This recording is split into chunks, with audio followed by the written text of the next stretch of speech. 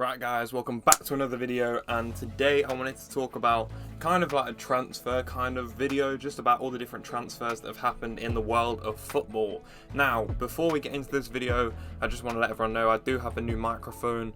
Hopefully it's alright. I think it's quite good. I've tried my best to upgrade the setup as I go. It seems to be going okay. We've got the blue lights, we've got this light as well, we've got the ring light, and now we've got the microphone as well. If there's anything else I can do to improve the video, do let me know in the comments. And yeah, let's get into the video.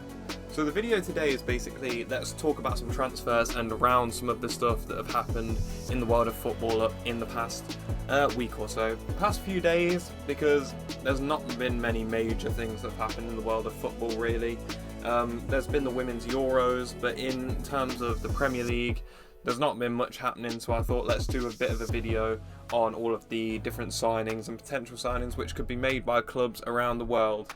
So the main two clubs we're going to talk about in this are Chelsea and Barcelona. It's interesting really, isn't it? We're first going to start off with Chelsea. Thomas Tuchel has suggested that he does not want to sign Ronaldo, so it looks like Ronaldo is not leaving to Chelsea. Now, when I heard this, I thought the impression of that means Ronaldo is not going anywhere, because he can't go anywhere else in England. He can't go really anywhere else. Where's he going to go? Real Madrid don't need him. Barca can't afford him. Paris Saint-Germain probably don't want him because they've already got Messi anyway. I can't see a place. Juventus won't want him back, and these are the biggest clubs in the world, right? So where's he going to go? And now at this point, now that Chelsea have said, yeah, we don't want him, I can't see anywhere where Ronaldo can feasibly go that is going to make him any more successful within the Champions League than Manchester United would be. And for the sake of his personal image, I think it's best that he just stays with Manchester United at this point. He's tried to look for other suitors, he can't really find one. So I think the best plan for him is to stay at Manchester United for the last year, play this year out, and then just leave to, I don't know, an American team, go back to Sporting, do whatever, but just don't stay at Man United for a season after this. But it seems like they're going to have to, because there's nowhere where he can go where he's going to play Champions League football consistently, because a lot of the teams he can go to now, such as Napoli, likely won't make it as far in the Champions League as it's worth to move to Italy and move his whole family there just to play in group games or even make it to the first knockout round. It just doesn't seem worth it, and feasibly, to me, this news from Fabrizio Romano essentially means Ronaldo is staying at Manchester United, which is big in itself for Manchester United, because if he would have left, they would have had no striker, and it would have been a bit of a panic buy to go and get one, which I think is never a good thing in football. Panic buying is the worst thing that you can do in football, and I think it's kind of a good thing that they've kind of not had to do that as much as they should have. In other news relating to Chelsea, we've got Koulibaly going to Chelsea, which I think it's a great signing. Now, I posted this on a shorts on YouTube. It's a great move. I just do wonder how well he's going to do, because obviously he's played in Italy, which is a bit more slower paced league. We've seen this as Lukaku has struggled very badly in the Premier League, but prospered well in the Italian league. So I do worry about how he'll transition, but Koulibaly is an amazing centre-back, and I'm sure he can transition quite easily. I'm not sure how old he is, but obviously the amount of rumours that's been going around this guy's name for years. This guy's been wanted by nearly every Premier League team for how many years, but the Napoli board considered him such high value that they wouldn't let him go for anything, which is a testament to how good he is really, isn't it? But I think he'll be a good signing. It's a good signing for Chelsea. However, they've lost a lot of centre-backs, and they're apparently still going for Nathan Ake, which is a good shout, and they're still pushing for Matthias de Ligt. However, I think it's quite a done deal that he is going to go to Bayern Munich. In other news within Chelsea have had a big few weeks really, haven't they? And then talking of Sterling at Chelsea, that is another major one that happened. Now, people, especially Chelsea fans, think that this move is going to make Chelsea a contender. Now, in the Premier League, it's not like basketball where you can make a big transfer and then you're instantly a contender. These teams, like Manchester City, like Liverpool, have such depth that signing Sterling is not going to make you any closer to them than you were last season. Like, you've lost Lukaku, who you can say as much as you want about him.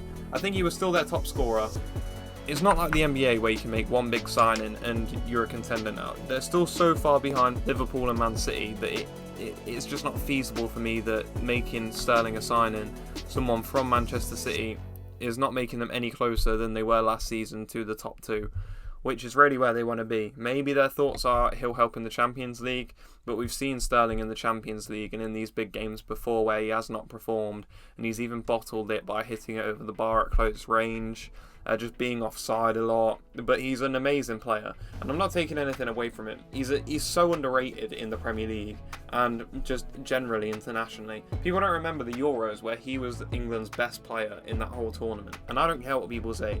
He's a great player. It's just whether he can be the star, if you know what I mean. Like, I'm not sure whether he can be the star of a team. At Man City, he was never really the star, and I just wonder how he's going to perform when he's got to be the star at Chelsea, because in my opinion, that's what he's going to be. He's going to be around quite a lot of young players. In my opinion, the best starting front three for Chelsea at the specific moment. I think the front three includes Pulisic, Havertz and Sterling, in my opinion. And people might say that's not right positionally, but that's their best three forward-thinking players, in my opinion. Because I don't think Ziyech wants to be there anymore. They don't have Lukaku. Obviously, Mason Mount plays a bit deeper than they do, so it's a bit hard to suggest anyone is better than those players. Chelsea is an interesting one. I can see them coming 4th or 5th, even with this Sterling signing, because I'm just not sure how he'll be able to play as that main guy for a whole season or even for a whole time at Chelsea. I'm not sure how he'll fare being that main guy, and maybe if he brought someone in like Ronaldo to help with that stardom kind of thing, then it might have helped Sterling in the way where he's not the main guy and he doesn't have all that pressure on him, which seems to sometimes make him fold in the big moments. But we shall see. And Chelsea have made some exciting signings and some interesting signings. Some big names are going through there. However, they did miss out on the next man that we are going to be talking about, Rafinha to Barcelona. Now, Rafinha to Barcelona was surprising. He obviously really wanted to go to Barcelona, but I wasn't sure if Barcelona could cough up the money from somewhere to get him. And I think this is all hinging on the Frankie de Jong sale to Manchester United for around 85 million. That's the only way that I can see them even registering Rafinha, because for some reason they just keep buying forwards, and I'm not sure why. They just keep doing it. But I do really like Rafinha. Now he's going to be a bit out of my radar because I don't really watch Barcelona or the Spanish League really. Champions League, he could play well, but Barcelona are a mess. And I don't know how this team keeps getting players and money from somewhere, just selling their rights to everything. It just seems ridiculous. Like, I don't know why this team is doing this so often. They're killing their own club. And I think they think, oh, if we just get these few players in, then we can win this and win that, and then we'll be all good. But realistically, they've sold their rights to, I can't remember what it was, but for 25 years or something to get some money now. And their debt isn't getting any better. They're not using this loan that they're getting from these companies and stuff to pay off their debt. They're literally using it to sign more players.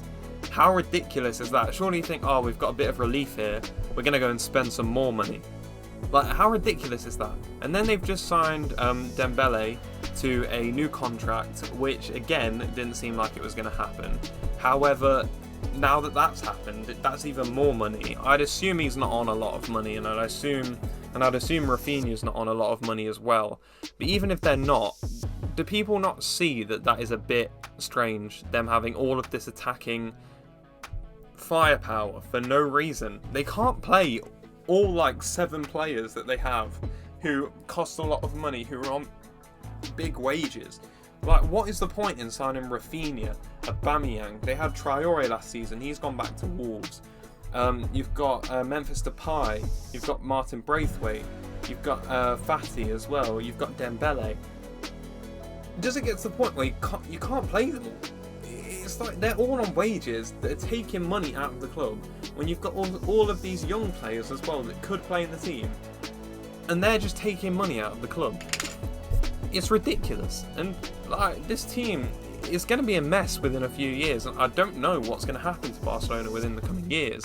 They're not going to be able to keep spending like this. It's becoming ridiculous how much money they're spending. And yeah, they may be getting some back for Frankie de Jong if they do actually sell him. Because bearing in mind, he says he does not want to leave. Barcelona have accepted the bid from Manchester United. He hasn't. Frankie de Jong hasn't accepted this, and he hasn't made personal terms with Manchester United. So it's hard to see where all this money is coming from. Because say they don't get that 85 million. Are they going to be able to sign Rafinha? Like, actually sign him on? Are they going to be able to sign all these players? Like, they've signed Christensen. They've signed a few players for frees. Robert Lewandowski still wants to go there, which is another attacking player. How ridiculous is this Barcelona team going to get before they realise that there's no turning back from what they've done? And that's what I need people to understand is, once they go this far, there's no chance of them turning back.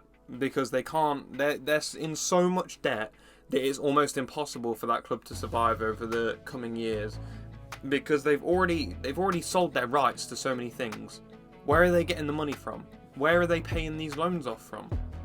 It's a scary time for Barcelona, and I'm scared about what they're actually going to be able to do in the future. However guys, that is the end of the video, and if you have enjoyed this one, please like and subscribe to the channel. I really do appreciate everyone for watching, and thank you so much for watching this video so far.